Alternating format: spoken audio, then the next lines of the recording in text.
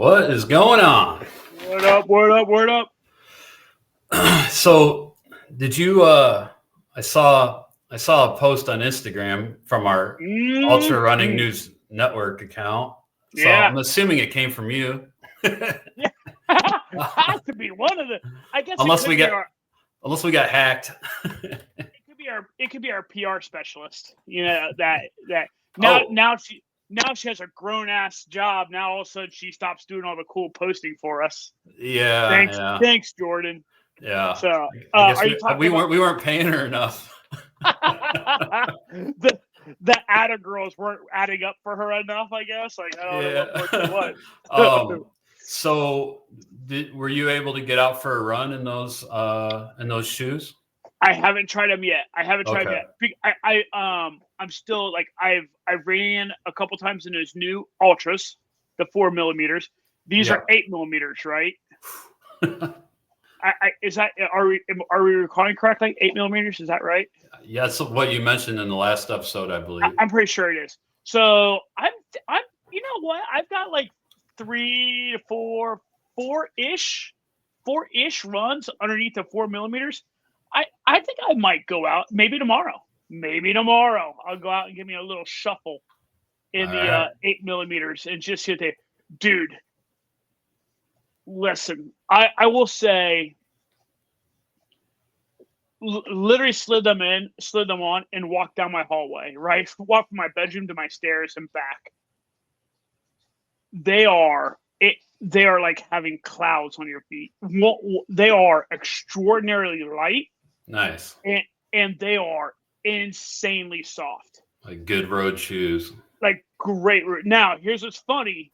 I actually think they're going to be great for out in Cocodona when we're pacing, when we are handling Pete, because I will say you can feel the rock in them. You know what I mean? Like not a rock, but the rock. You know what I mean?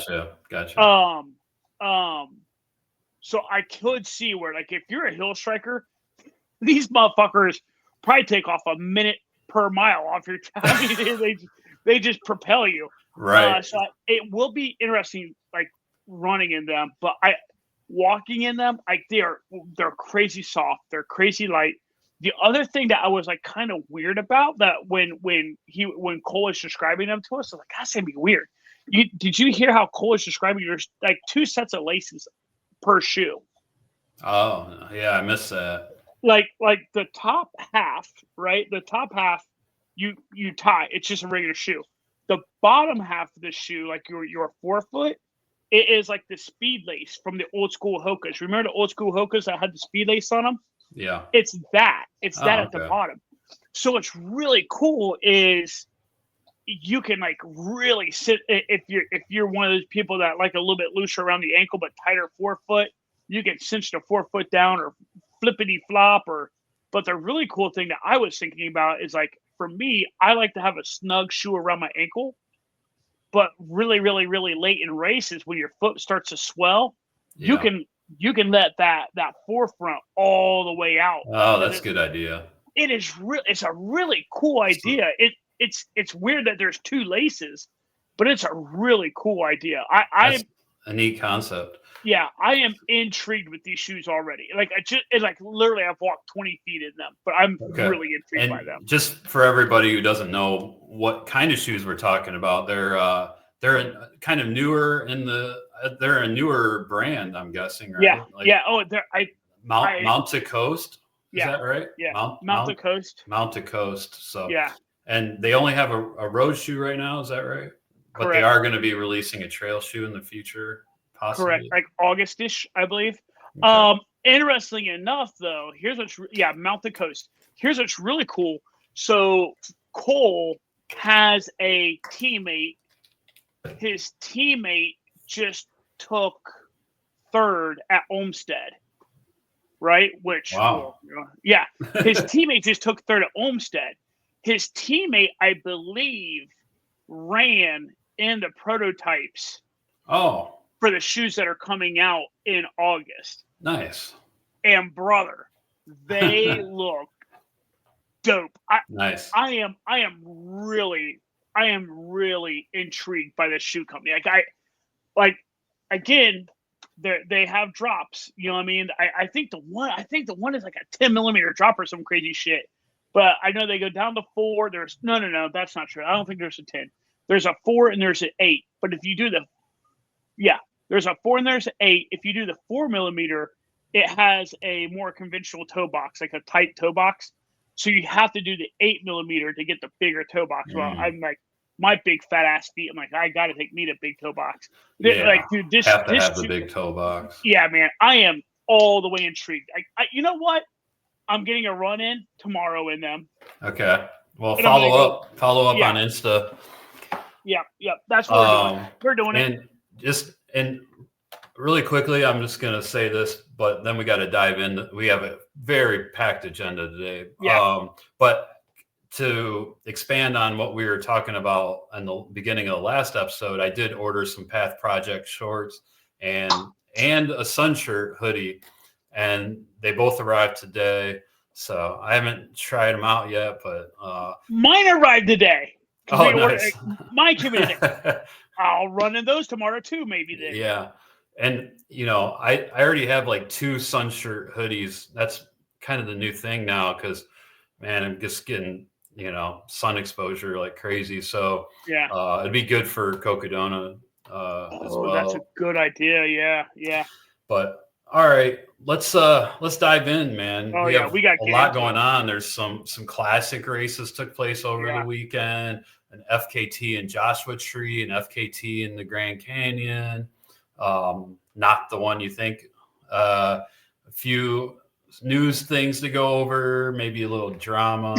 We're not going to get too far into that. Our 3 T's, we're talking pacing, not pace per mile. We're talking like when you go out and you run or hike with someone in the later stages of their ultra power hiking. We're not talking about handling. We're not talking about crewing. We're just talking about pacing today. The handling will be a different episode. Yeah, you can handle and pace sometimes. Yes, absolutely. But not fun. Tonight, it's about the pacing. That's right. I think when we have Cole on, we'll talk about the crewing since he has. Yeah, we'll talk about the handling when Cole's on. Yeah, we got his partner has a crewing consulting company or something. A handling. We got to bring it back. A handling company, and I believe they're out in Arizona right now at the monster race. So. Yeah. All right, let's dive in. First race, Umstead 100, took place over the weekend.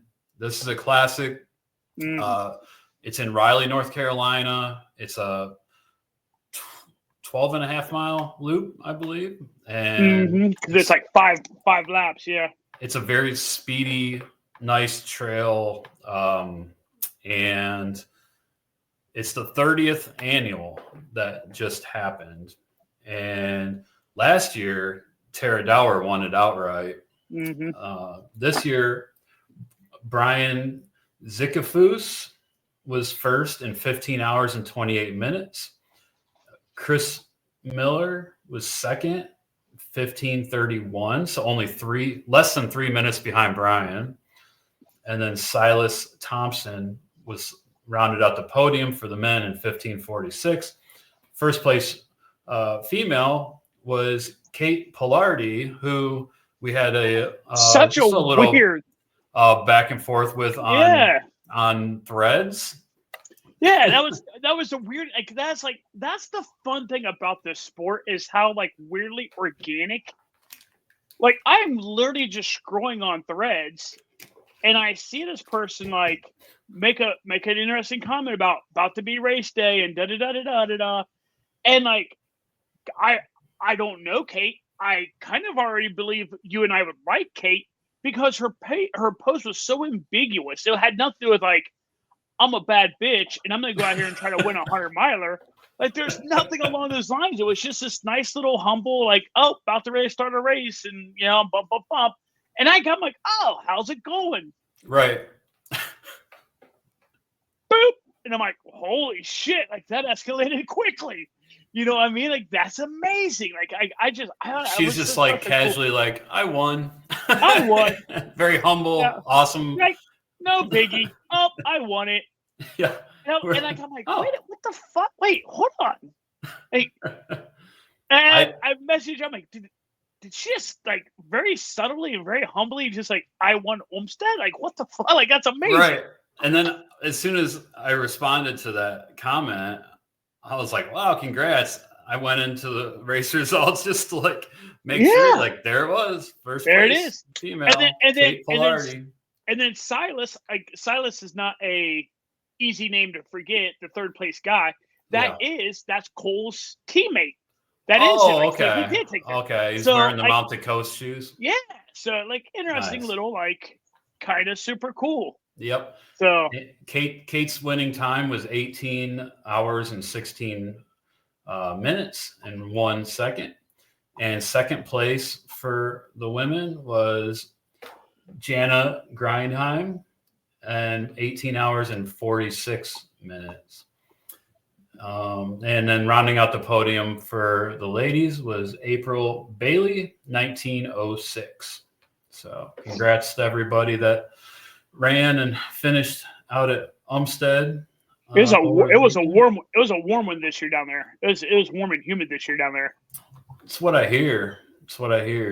You know, what is it? Beginning of April in North Carolina. Yeah, you could definitely get some hot and humid days. Yeah. All right. The next race. Oh, I'm not even sharing the screen. The next race we're going to talk about is another classic. OG. Which is out it starts in the Folsom, California area, and it ends in Auburn. It's a 50 miler. It's the American River 50, or as everybody knows it, the AR50. This is one of the original 50 milers in the United States. I mean, I think JFK is the oldest. I'm guessing American River 50 is probably, it's got to be the second or third oldest, I'm guessing. That's a guess. I don't know. But it's been going on since 1980, so for 45 years now.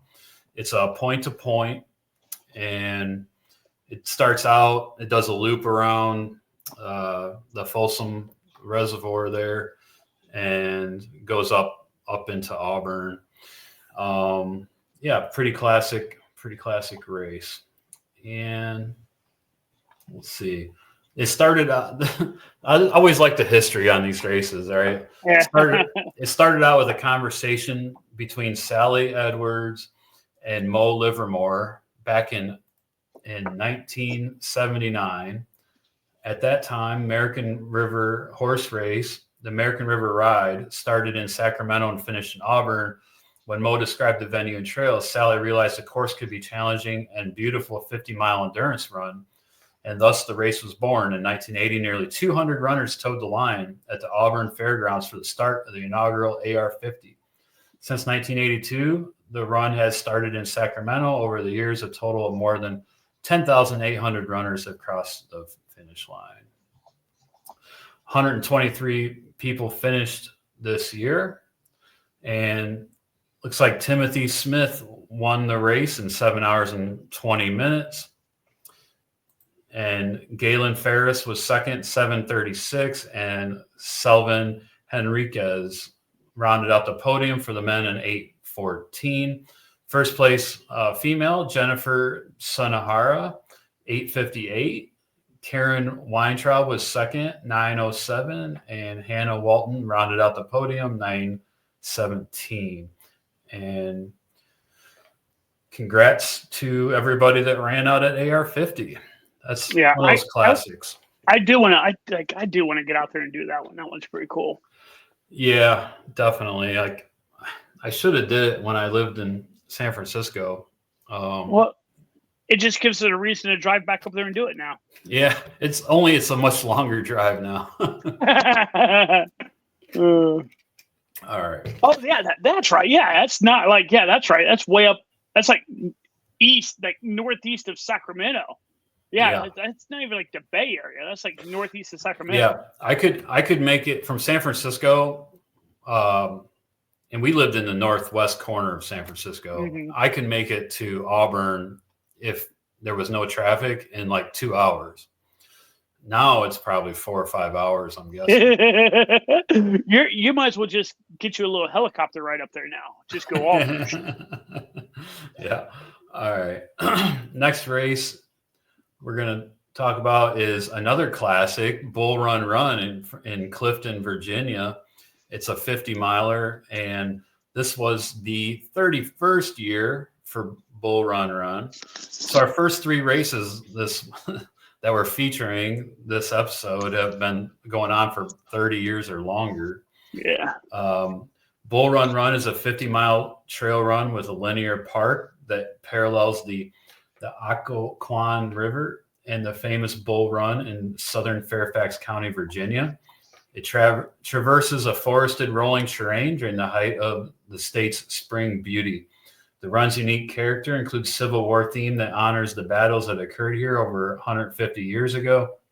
A highlight of the race course are the stretches that take the runners through the largest bluebell stand on the East Coast. Looks like a muddy river crossing there in that picture. Andrew Simpson won the race in 7:06. James Blanford second, 7:52, and Ralph Shingler 8:02 for third.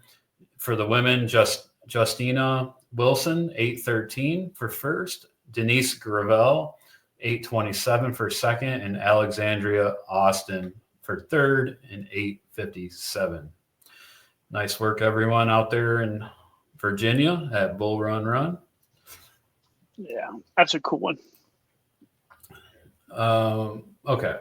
Next race. Okay, our correspondent, our race correspondent, our costume chick, Charlotte. Our southeast U.S. correspondent. Yep. Charlotte was out at the Country Mile, which we did talk about this race last year. It's a loop timed event, 48 hour, and Charlotte was out there dressed up like a strawberry. I think the belt buckles were strawberries. Only if, so that's why she's dressed up as a strawberry. Only if you have done 100 miles 5 times. Yep. So she got the 500-mile buckle. That is cool. That's kind of like, I don't know if it'd be a buckle I'd rock, but that's a good sized buckle too, man. That thing is like, that's a good sized buckle. The normal one is even bigger. It's mentioned huge. Like a dinner plate. Yeah. So nice job, Charlotte. I think that's her 303rd race over crazy shit over or at a marathon distance or greater. Okay, let's go over the results for the 48 hour. Deanna Gorder was first overall, and she, let's see, I need to scroll over. There's a scroll bar. There we go. So how long are the loops? Looks like she did 34. I feel like she told us. You know what? I wonder if this is in, let's see if the results are in ultra running. No, they're not. I want to, did she say the loops are like 4 miles? Does that sound right? That feels really long. I don't think so. Well, let me see if I can go to their website. Okay, so let's see.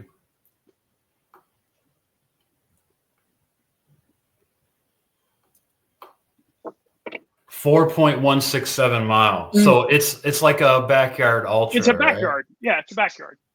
So would I say she did 34? So 34 or 4.1? 4.167. Just shy of 140 miles. Yeah. So yeah, right around 140 miles. So congrats. And she's, Charlotte mentioned that she's been winning a lot of races. And we mostly like the timed event type races, which she has.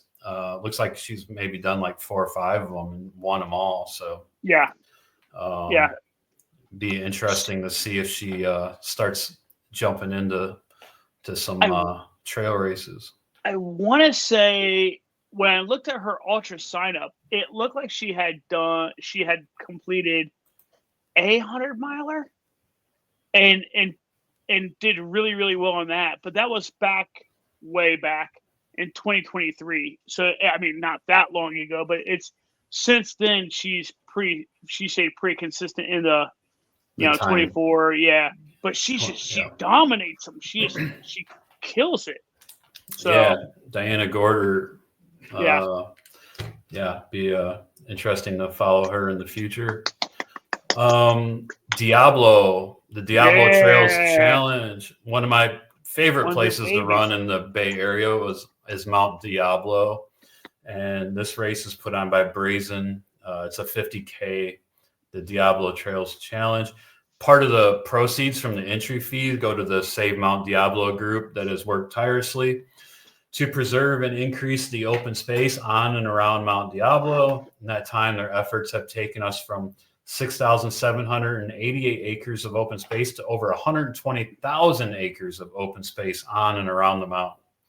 I love that they're just reclaiming shit, man. It's like complete opposite of what's going on, in general. They're like, right. No. So Mount Diablo, awesome place to run. I think the summit is around 3,800 feet above sea level. You can get some hella good climbing out there. We've gotten over 12,000 feet in a 50K. So out there. So I love that the one picture that the picture it's right there, as a matter of fact. I guess it's that one right there. I love how like unassuming that photo is. Yeah. I mean, it makes it look like it's just a rolling set of hills. And that thing is a son of a bitch. Oh, like this one? Yeah, look at that. You know what that weirdly enough looks like? That looks like where I had to take a stop and handle some business off into the woodlines at like mile. That's what that like stretch of trail looked like right there. Oh, you're talking about Deer Park at Mount. Yeah. Yeah. So the pictures are all taken in some pretty convenient spots, but it's got some monster climbing, that's for sure. All right, let's check out the results here. Brandon Costa was first, and I don't like when the results are in this format. I can't scroll over. Oh, and easily see the times. Here it is. 4 hours and 32 minutes. Yeah, it's the chip time. Yeah, 43. And Adam Zastrow was second in 4 hours and 50, and Marco Aceves 5 hours. And for the women, looks like Christina Cazares from San Luis Obispo, California. Well, 6:31. Badass runners come out slow right now. Yeah. You got her. You got those two dudes that we talked about a couple weeks ago. Yeah. Yeah. You. I mean, no. What's going on in slow? Subpar. Second female was, or no, I'm sorry. Yeah. Second female. Yeah. Second female was Javans Dulam Bargi from Dublin, California. 6 hours and 44. And third place female was Carissa Gerke from Martinez, California. 6:52. Dude, 4:32 on that 50K. Yeah, it's a tough one, man. Son of a bitch. That is getting it. That is flying on that course. Yeah, there's some tough climbs, and I believe there's an out and back on this this trail, that really steep Mother's Trail. it's crazy. Yeah, I don't know how much climbing is in that 50K per se. I don't think it's 10,000 feet, but dude, do you have any idea what the PR is for this course? If you were to take a stab in the dark, what do you think it is? I don't know, 4:15 maybe. How about a cool 4:06 in 21 seconds? Man, God, that is. When I looked at that dude's time, I'm like 4:30, man, that's really getting it. But then you go and you look in 2014, Brett Rivers laid down a 4:06. God, dude, that is gross, man. That is absolutely ridiculous. I did a 50K out there. It wasn't this one. I did a 50K out there in 2019, and it had it was over 10,000 feet of climbing. This one has 7,000. Oh wait, 7,000 feet of gain and loss. Okay, so it must not take full advantage of the whole of Mount Diablo. Yeah. Yeah. Okay. There is a 7-mile, 3,000-foot climb. Wait a second. That's not. AI is failing us. This would be a fun race to go do, though. Yeah.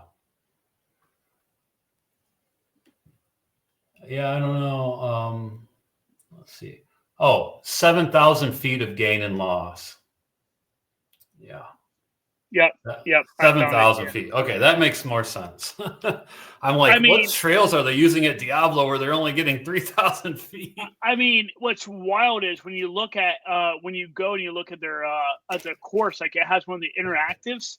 When you really look at it, man, like the first, I mean, it's a 50K, right? So your first, like, I don't know, your first 12 miles, you can really get after it. Like the first 12 miles, you can haul ass. But you get to that 12-mile mark and it gets serious, and it gets serious fast because you have a couple 1,000-foot climb that's probably 5 up to miles. The summit. Yeah. So you have 5 miles of a couple thousand feet in 5 miles. And then it's a pretty solid downhill. So it's it's funny, like when I think about, like, I think you and I have talked about this on other episodes where we talk about like racing things and being strategic. Like this is one of those races, like if you're racing this, it's like, okay, be cool for the first, like, be cool, stay reserved, stay within yourself for that first 12 miles. Mm-hmm. And then just lean in and just attack that hill for 5 miles. And then after that, you get to just stretch it out. It is all downhill from there. So that downhill, after you get to the summit, after that really long climb, you go to Juniper Campground, which is actually kind of a nice downhill to Juniper Campground. And then you drop down to Burma, and that's like very steep. That's a very steep downhill and a very tough climb back up. So yeah, it's a cool course, man. Oh, it's a great place to run. It was one of my favorites, but really you're kind of limited to winter time there because it gets so hot in the summer. It's east of the bay, if I look at it right. Yeah. Yeah, it's like near Clayton, California, or Walnut Creek. It gets into the hundreds in the summer. Oh, rattlesnakes. Oh, really? Oh, dude, we got rattlers out here. So I know this is going to be a long episode, but I just got to tell this story. I was out for a run on Saturday, and I was doing this climb. It's called Firefighters Trail, and it's a 1,100-foot climb in 0.9 miles. 1,100 feet in 0.9 miles. In less than a mile. Oh. And this is like just north of San Luis Obispo. Actually, part of my route, I went up to this ridge and then I dropped down into San Luis Obispo. And then when I was climbing back up to the ridge is that trail. And there's a little bridge. And there was a guy standing at the other end of the bridge. And he's like, there's a snake on the bridge.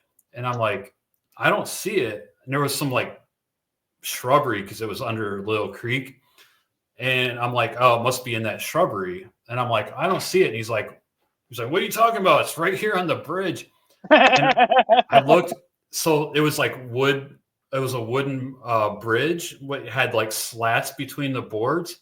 And it was literally like its neck and head were like parallel with those boards. Like laying in the slat? Yes. And like the head was like a half inch above the board. Dude, that snake is just waiting to ruin someone's day walking across that bridge. Oh yeah. I'm like, oh my God, if that guy wasn't there, I wouldn't have seen it. And it was a younger rattler too. So man, just those are the ones that will shoot their venom. Oh man. I'm like, I was like freaked out about snakes the whole run because I know they're around and it was hot. It was hot, so I was thinking it's like first sunny day, they're all going to be like, out there just living it up. Yeah. So anyway, it ended up going down and that guy jumped over. He was like, and I was like, I guess I'm going to jump over. Like I jumped over. Anyway, just talking about snakes, but good old time. Oh, you know what's cool about Mount Diablo? There's a bunch of tarantulas out there too. Oh, really? Yeah, they're super cool. That's awesome. All right, let's move on. Bootlegger, baby. Bootlegger 100. Flowvilla. Flowvilla, Georgia. A very cool name. That's a great name.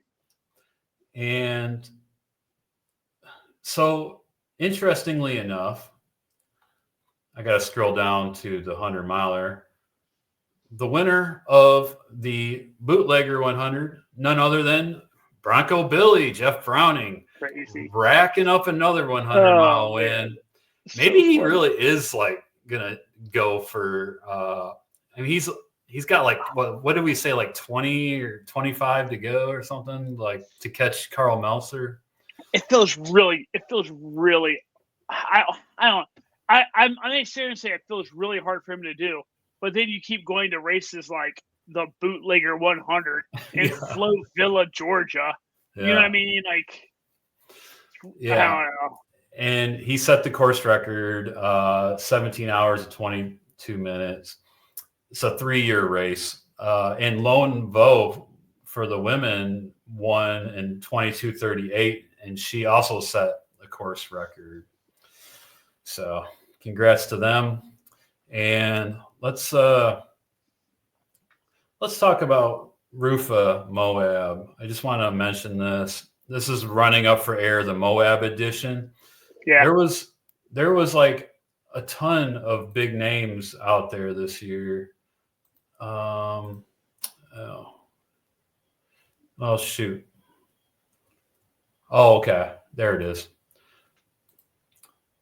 So I gotta scroll down. Just this picture right here.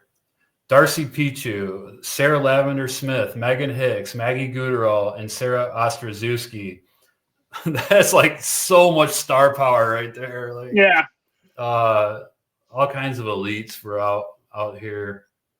And in the 12-hour, I should talk about the trail. This is an 890 feet climb in less than a mile. So, and then they do laps on it. In the 12-hour, female Anita Ortiz, 60 years old, won outright. And looks like she did 42 miles. So she did 21 laps. And Sarah Ostrozewski got second And she also did 21 laps, but she finished 12 minutes behind Anita. And is that the sister that is doing Western States? Which sister's doing Western States? I can't. One of the Ostazuskis is doing. It'd be interesting which one. Like, oh, she's just getting out some hill repeats and getting ready for Western States. Right. I think it is. Doing RUFA. I think it is Sarah. Yeah. Okay, and then in the 3-hour race, Alexis Krellin, another female outright win in the 3-hour race. She did 7 laps. And Brennan Krellin, I'm assuming they're related somehow, got second also in 7 laps, but finished 6 minutes behind Alexis. And then the 6-hour race, Samuel Collins won for the men and overall in 14 laps. Mike McMonagle, he's coming back from an injury. He's like a long race specialist, Copacabana and all those. But he's coming back from an injury. He also did 14 laps, finished 11 minutes behind Samuel. And okay, that was RUFA running up for air in Moab. All right, let's jump into the FKTs. Joshua Tree Traverse. First of all, I just want to say I love Joshua Tree. It's like you're on a different planet. It's really cool. There's not a ton to this park, but it's just so unique. You know, there's a bunch of those cholla cactuses. There's like a cholla garden. And there's a whole bunch of Joshua trees in one area. There's a bunch of cool rock formations. It's really a cool national park. And they have a traverse that's 36.9 miles. I think there's like 3,000 or 3,500 feet of climb. A lot of big names have done this FKT. Dylan Bowman at one point, Jade Bellsberg, and Rachel Drake, and Katie Asmuth, who's also a very well-known ultra runner. Just adds to the names of badasses, yeah. That's right. She just set the self-supported FKT in 4 hours and 48 minutes. So, didn't we just do another FKT in the Joshua Tree area? That was that we talked about a lot. We're like it was out. That was in it was in Palm Springs, which isn't far from Joshua Tree. Yeah. A couple of them falling out in that neck of the woods. But yeah, 4 hours 48 minutes on that traverse. The next one is really cool. So it was in the Grand Canyon, and it's rim to rim to rim, but not the rim to rim to rim that you're thinking of. It's the alt rim to rim to rim, and it's on the Bass Trail, north and south Bass Trail.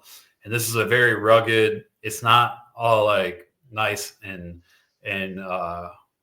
it's not maintained as well as the South and North Kaibabs and Bright Angel. I believe it has like the same amount of climbing, around maybe like 10 or 11,000 feet in the 42.7 miles. The big difference is you have to cross the river in the river, the Colorado River. There is no bridge on this route, right? So that it adds to the difficulty, because Colorado River, as you know, is flowing hard. And go look at their photo. I'm sure he's going to anyways, but their photo is like a hard fuck no. Like the photo is like a hard fuck no for me. So Well, first, let's just say the names, and then I want to go to the photos. Yeah. And then I want to show a video of some people crossing this river. But so this is in the female unsupported category, right? So they carried all their supplies with them, only got water from natural sources. Sarah Bujner and Megan Espalmer, 15 hours, 39 minutes for the female unsupported FKT of the alt rim to rim to rim on the Bass Trail. Let me go to their posting. Okay, so here they are, or she's standing by some rocks. There they are to start. And there they are about to put the wetsuits on to cross the river. Okay, so let me show you this. This is the Coconino Cowboys, like Eric Sensman, Jim Walmsley. You haven't switched tabs yet. And they're also putting on wet to cross the Colorado River. And so what they do is they put on these wetsuits. Yeah. And they have their dry bags, and they put their running clothes in the dry bags. And then they get into the river and they float down the river and swim across and get out on the other side. So you can see how fast that thing is flowing. Yeah. Yep. So there's one of them swimming across with his dry bag. Look at that, those rapids. I mean, you definitely have to know. You have to know where you want to end up on the other side, right? Like, right. Like, and like, get in accordingly. It's not like I'm going to go straight across. Like, that's not happening. Yeah. So there's Walmsley. Now they all use wetsuits, right? So when Rob Carr did it, and Mike Foote, which actually let me go back to FKT. So Rob Carr and Mike Foote, they beat Walmsley and Eric Sensman and Tim Farrique's FKT for male supported, which they did 12:20. Rob Carr and Mike Foote did 11:32. Now, when they went into the water, they didn't use wetsuits. What'd they go in with? Okay. Just shorts and t-shirt? Can you see the video? Hold on. I am currently wrestling with a really stubborn bulldog. Okay, no problem. Well, on the video, it says the Colorado River is big, B-I-G in capital letters, with cold and fast-moving water, varying flows, rapids, and unpredictable currents. Take great consideration before attempting to cross. So anyway, they get there and they have their dry bags and they just go naked. Oh, I remember this actually. I actually remember seeing this. Yeah. Yep. There they are jumping in their birthday suits. Yes, I actually remember that. Yes. I think you and I I think you sent me this video, like, you got to see this. I think that probably saved them time because they didn't have to put on and take off wetsuits. Yeah. But good Lord, man, that's got to be cold. That's like a Seinfeld episode. I was in the pool. It's shrinkage. It's shrinkage. Yeah. All right. And we have another FKT to talk about. So, dude, crazy ones fell. So a couple episodes ago, we were talking on Carl Saab, who set the Araroa in New Zealand, which traverses the North and South Island, the whole length of them. He went north to south. Most people go north to south. Well, let's see.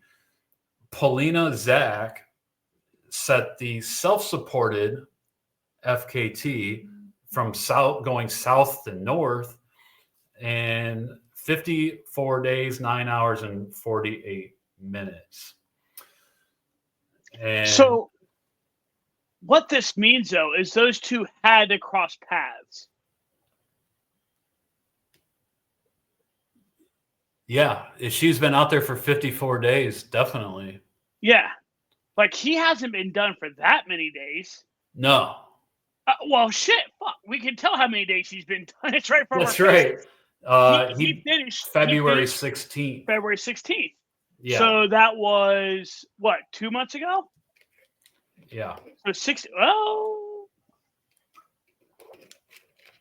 It'll be close. It'd be close. But, yeah. Well, it's only April 7th, so they may have crossed paths. Anyways, so she did it self-supported, so she didn't have a crew. That's crazy.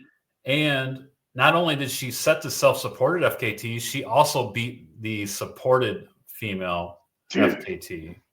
That is absolute. You have got to be the level of like unafraid you have to be to do some bullshit like that. Like, that's absolute fearlessness. Yeah. I mean, especially if you're going for a speed record. Yeah. Like, it's just crazy. Yep. 54. Like, I would be afraid. I would be afraid to sleep in my backyard for 54 days by myself. Yeah. Like, that is crazy. So there's an article in I Run Far, a whole article about her FKT, which is pretty cool. Talks about how it's late in the season for her to go northbound because of the weather's changing from summer to fall. And she has significant through hiking experience. And yeah. Congrats. Okay, that was the FKTs. I will never know that. Yeah. I don't have the discipline to do that, I don't think. Okay. Oh, one thing I want to mention is that John Kelly, we mentioned in the last episode, John Kelly is going for a Appalachian Trail FKT this summer. Yeah. Well, Corey Waltering, who's been a little silent as of late, just announced that he's going for an FKT. He's going southbound. I'm not sure which direction John Kelly's going. But Corey Waltering in July is going to start an FKT attempt on the Appalachian Trail. So it should be an interesting summer on the Appalachian Trail following everybody. All right, let's get into some news. So, yeah, the Arizona Monster is underway. Arizona Monster 300-mile race. This is maybe, I mean, there's 300-mile races in timed events, but this is maybe like the first, it's like a point-to-point 100-mile, put on by Candace Burt Destination Trail. She's kind of the pioneer for putting on the true 200-mile routes. 200, the new 100. Yeah, now we have 300. So Andrew Glaze is out there running. He's talking about these crazy hallucinations. He's like on day 4. He said he was like talking to some, I don't know, he's talking to some dogs or something, and like I don't remember, something like that. Anyway, like, yeah, so it's not without controversy. There's some stuff never can be with her. That's been going on. I don't want to get into it too much because, while we've seen a lot of the texts and everything, but there's just some problems with some of the vendors, specifically a live stream. Somebody was going to live stream, and there was some back and forth, and the person ended up not doing it. if anybody follows Ya Boy Scott Yerk on Instagram, you can go look at his posts about it. I don't think I want to really get into it. I'm just saying there is some controversy there. Yeah. And we'll leave it at that. Yeah. All right. So Jam and company, they are traveling around. Dylan Harris made this film about Cocodona 250 called The Chase, based on last year's Cocodona 250, which we all know there was some pretty outstanding runners in Cocodona 250 last year. And this video specifically follows let's see, Jeff Browning and Arlen Glick in Ohio, and a few others. But so they're premiering it in a few different areas that these runners are from.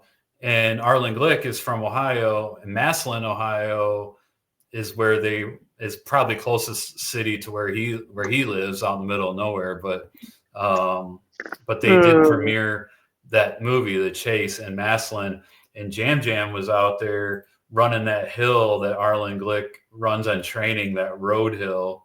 And there was a Instagram post from Cocodona 250. There's Jam out running in Ohio. Like I saw his Strava, and it's like he's running in Ohio, in like Massillon, Ohio, or whatever. Like I'm like, what the hell is he doing there? Yeah. So I had to look into it. Turns out The Chase, that movie, is premiering there. And actually, I'm really looking forward to seeing this movie. It looks pretty cool. I just love that. Like, Arlen Glick could literally be any dude you bump into at a grocery store. Yeah, like totally. I mean, like that haircut, like that, like aw shucks, just a good old, like the haircut to the side, you know what I mean? Like, yeah, just so unassuming. Yep, exactly. And the other runners that featured were Michael Versteeg, who had won the race before, Joe McConaughey, who won the race before, Michael McKnight, who'd won the race before, and then Jeff Browning and Arlen. So, yeah, looks like it'd be a fun movie. I had the trailer loaded up, but it's a couple minutes long, so maybe we'll just look at. Just watch Arlen go over and over and over on it. Something that you can. Can you hear the audio? I think this is going to be the I year yet. Okay. A lot of the 200s, there's been some really good runners, but there hasn't been. This video looks not awesome. too often Like those do you really those have drone a shots. Solid battle at the front. There's are Michael Versteeg, essentially the whiskey professional man. athletes in this obscure space. Top 4 course record holders, and Browning Get psyched up for Cocodona. Yeah. It's like Pete just finished his We'll see if we can pull it off. last Yeah. monster weekend. Yeah. Look at that. Look. While on the surface, what confronts these There's a runners person is on those rocks. 250 That can't be miles. part of the What course, really is it? confronts them Oh, it's is part a of the look course. into their soul, a look into why they do this, what I they think do Pete would this DNF for, if he had to and do that. how on earth they're going Maybe to that's like from the Phoenix cameraman. to Flagstaff. The way that athletes are now approaching these events, we've been waiting. This for film this. looks great. I'm looking forward to seeing I'm it. Jeff Browning. There's Bronco. Michael McKnight. All right. Anyway, so yeah. Yeah, that'd be a good one. Well, I'm assuming that's going to be out before the race, right? I don't know. Or will he do that afterwards? Because will it include some of the race this year? So I'm not sure how Dylan Harris is connected to Aravipa. I don't know, but I want to know what format it's going to be in. Do you think they're going to just release it on YouTube, or is it going to be released in small theaters? Or I have no clue. Yeah. So, but I guess we'll just have to wait and find out. Yep. In other news, Laz restarted his LazCon that he stopped last year. Yeah, Laz doing Laz shit. Yep, he called it at the fitting point of Foil in Oklahoma. He made it to his parents' graves the day before, and then battled on to Foil where his father grew up. And now the unfinished business of the next 350 miles is scheduled to be completed in the next 17 days. So Laz is back on the path. Mm-hmm. All right. And last thing, I did want to mention that Wonderland Running, one of our Instagram friends, this race company, and looks like the races they put on, they're near the Columbia River Gorge in Washington. The races that they put on are all look just really awesome. Yeah. And they have a 50K out here already, but they're putting on this 100K on the PCT, the Corner Rock PCT 100K. And the pictures of this just look really awesome, man. I would love to get out and do one of their races at some point. So, all right. Last thing we got. I wonder how technical that course will be. Yeah, it's a good question.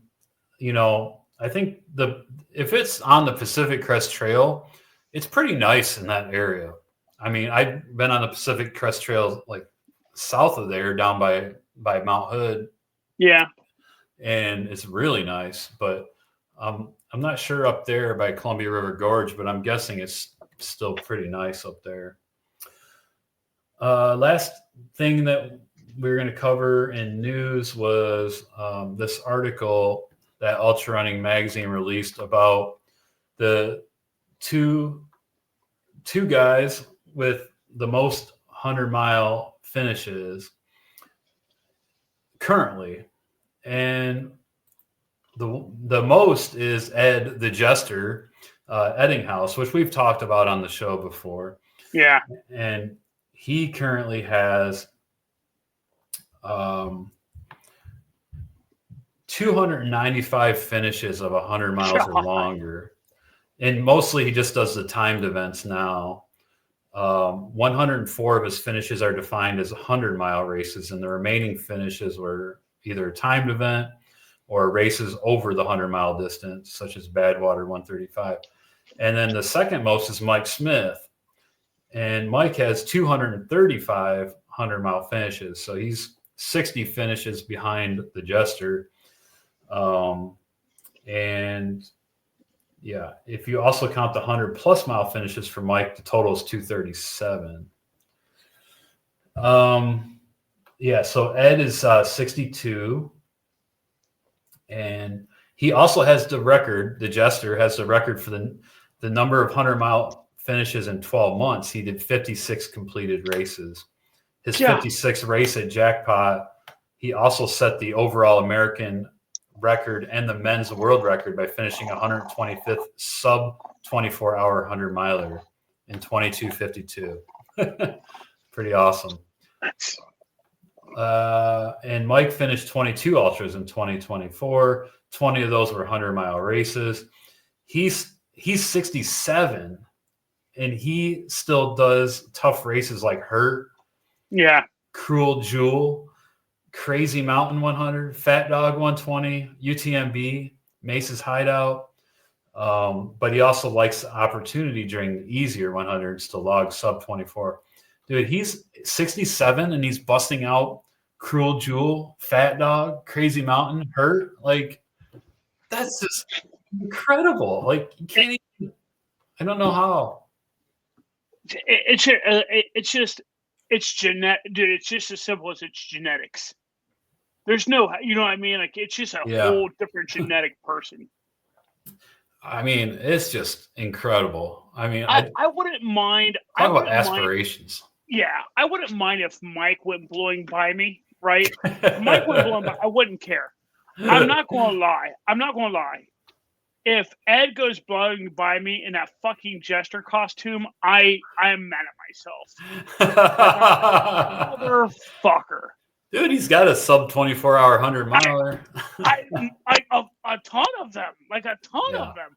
Like it's just like, dude, come on, man. I know you're a badass. Do you have to be a badass in that fucking costume? Like, come on. Yeah. Let me have some pride. Yeah. And Sandra Brown also, she's third. She also has more than 200 100-mile finishes. So it's nuts. Really, really awesome. Aspirations. You know, I hope to be able to run ultras in my 60s, but we'll see. Beat 50 Ks. Hey, I'll take it. Ultra. Yeah.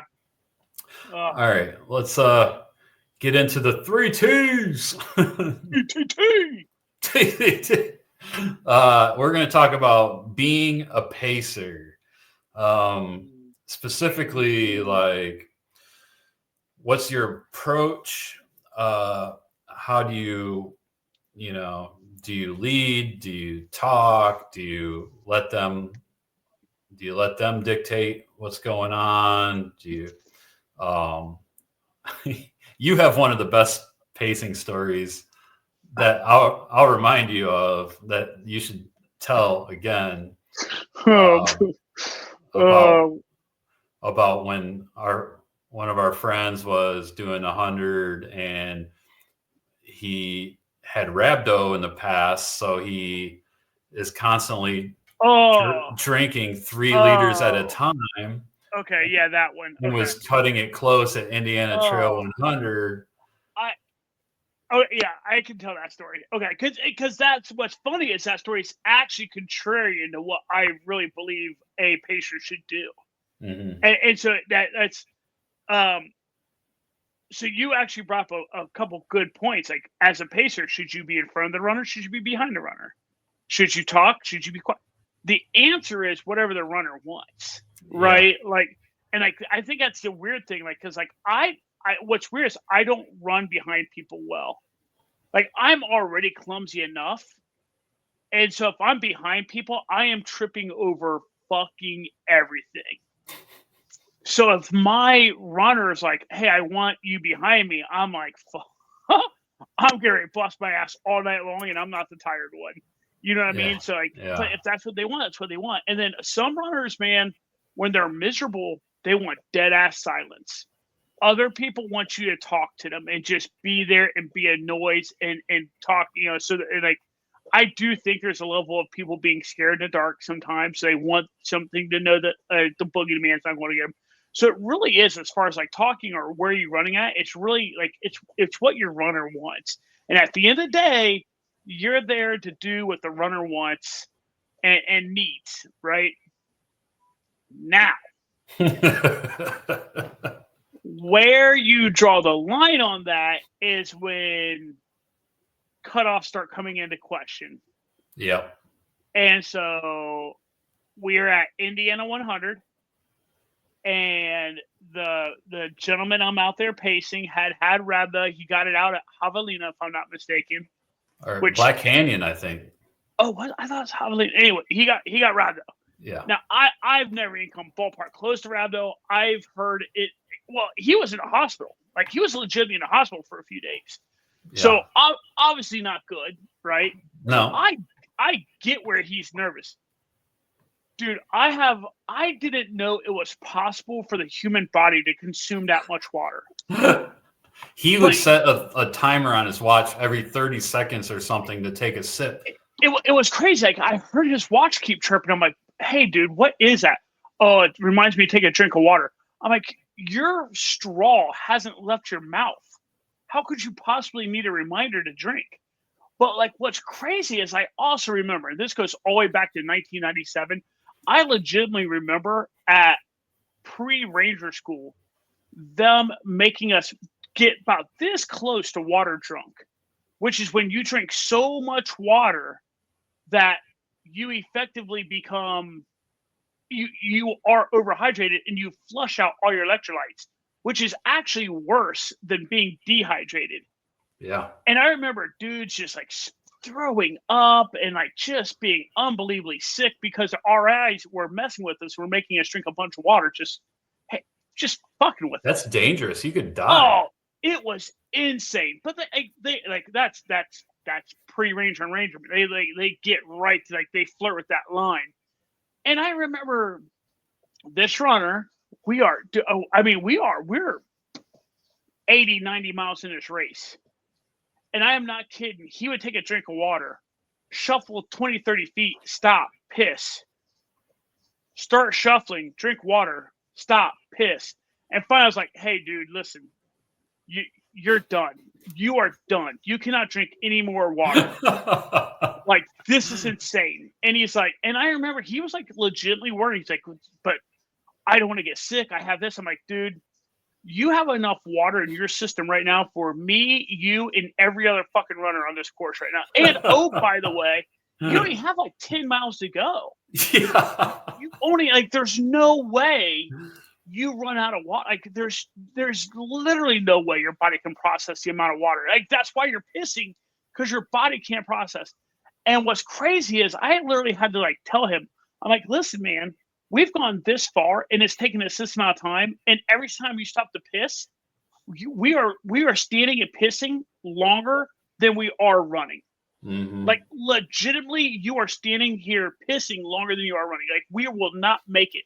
But it was wild. It's like that. And he was close to cutoffs, right? He was close to cutoff. Like, I think we got in with like maybe an hour to spare, maybe less than an hour.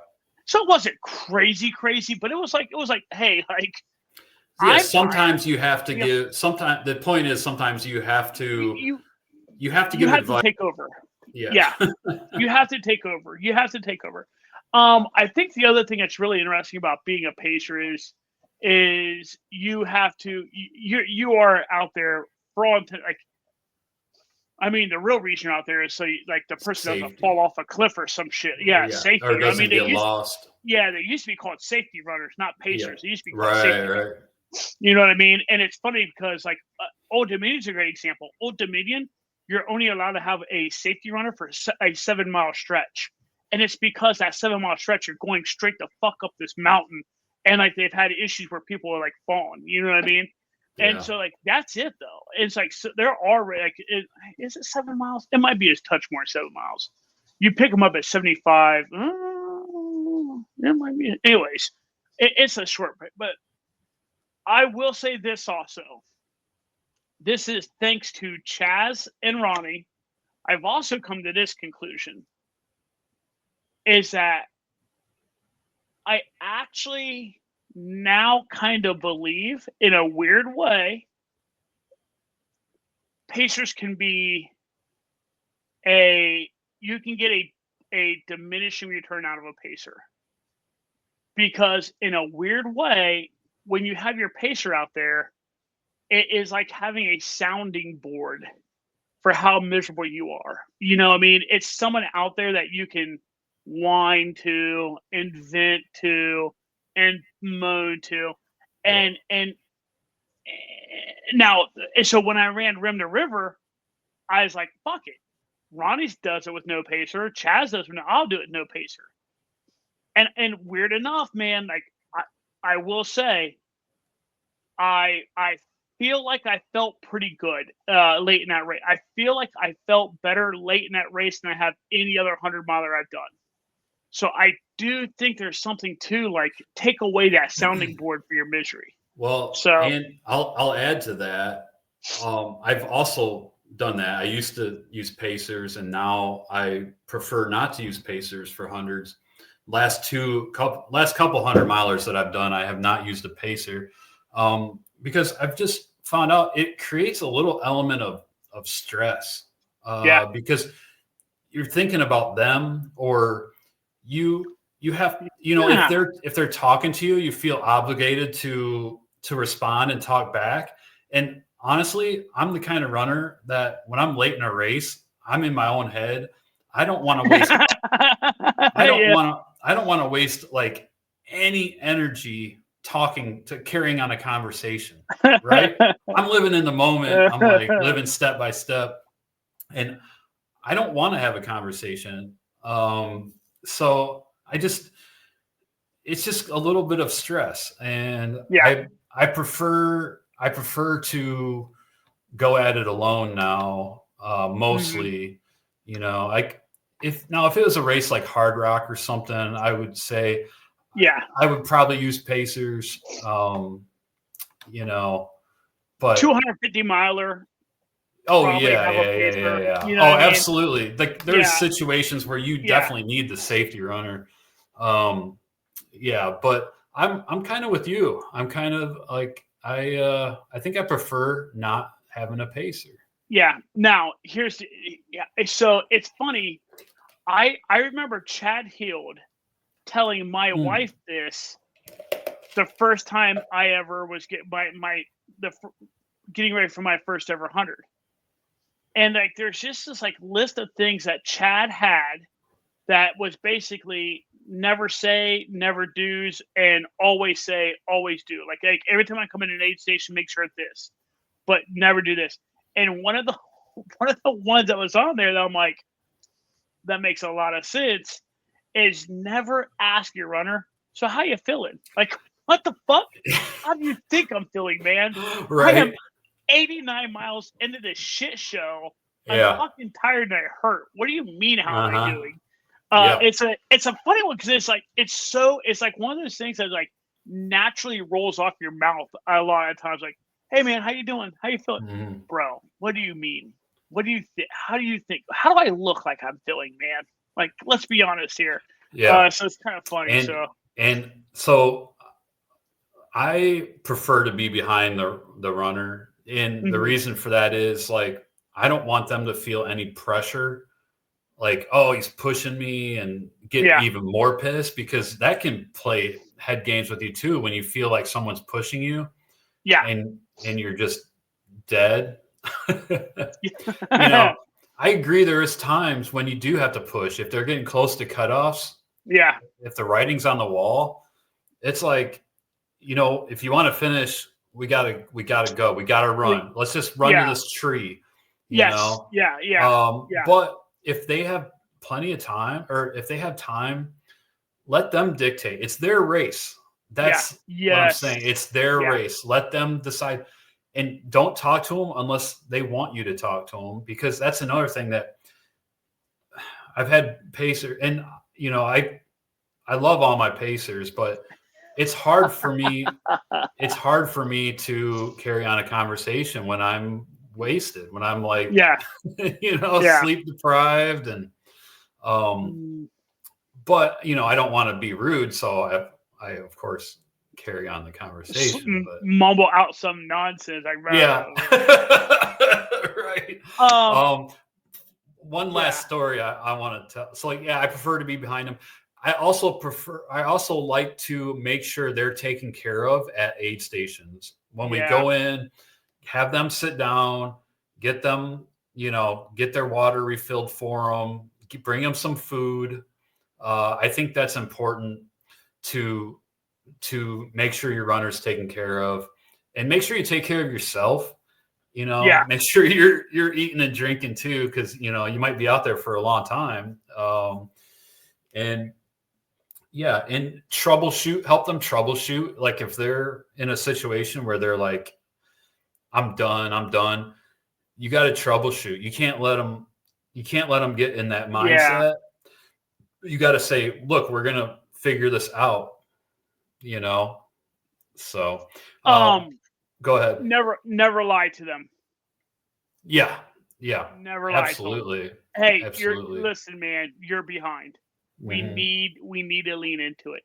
On the same side, and you said it, you what made me think about this is something you just said, being honest with them. Don't fuck with them. Don't push when you don't need to push. If they're ahead of the pace, hey man, you're doing great. Like we're cool. Like I don't need to blow smoke up your ass. Like, hey, we're behind. Let's go. The fuck we are. Fuck we. Like, you're okay. You're cool, man. Like we have enough time. You can do what you want to do. We are good. If you start falling off pace, I will let you know. Yeah. But up until then, like we're cool. You know what I mean? So be honest with them about where they're at, strategically speaking. And if you can bring some joy or make it fun in those late stages, that's a good idea.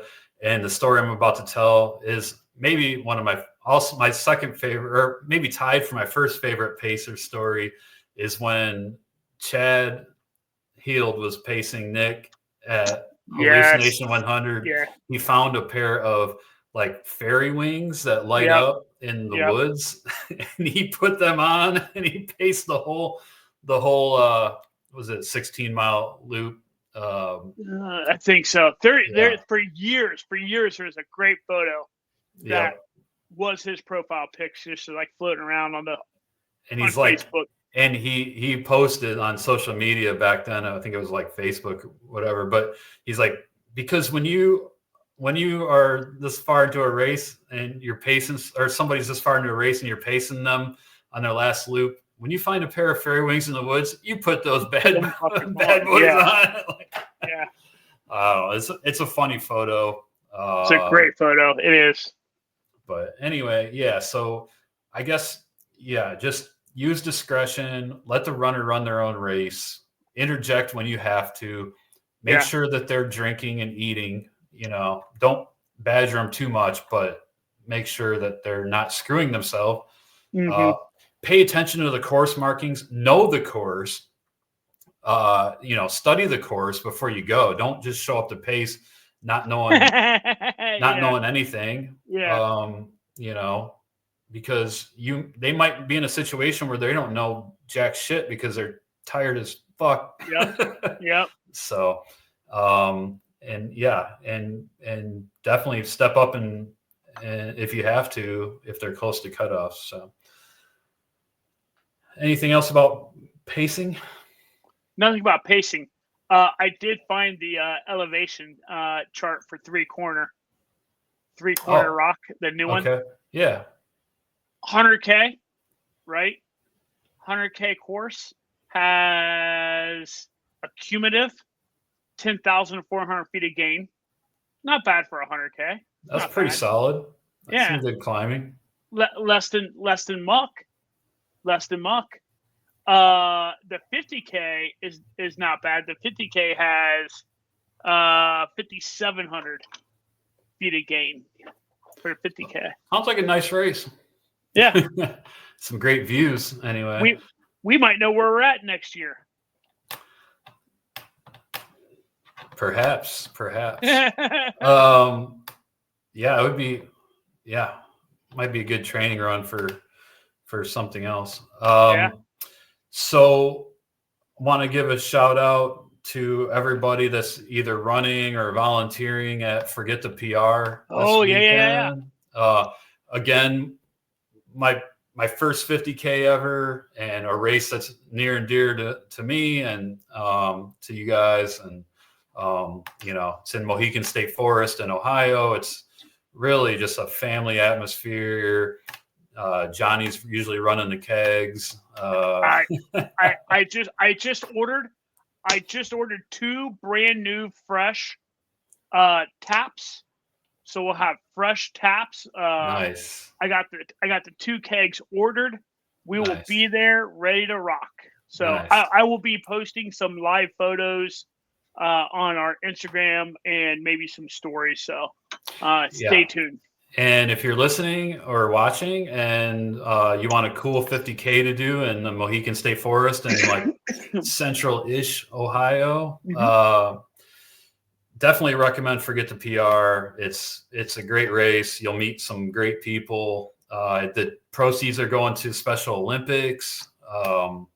Mark and Chad put it on. They're awesome people as well. A lot of our Johnny and I's close friends, they work the aid stations. It's just all around great deal. I have eight finishes between the volunteer runs and the actual race. I need to get out there to get my 2 more for my 10-year buckle, but hopefully I can do that at some point. But anyway, so shout out to everybody. Forget the PR. Have fun. hit up some Trails End pizza. if you hear this episode before Saturday, dip by. I'll be there with the keg. Say hi. Hey, there you go. Meet Johnny in real life. Yeah. All right. I think that's it. That's it. We did it. All right. Well, thanks everyone for listening. We'll see y'all on the next one. Have a good one.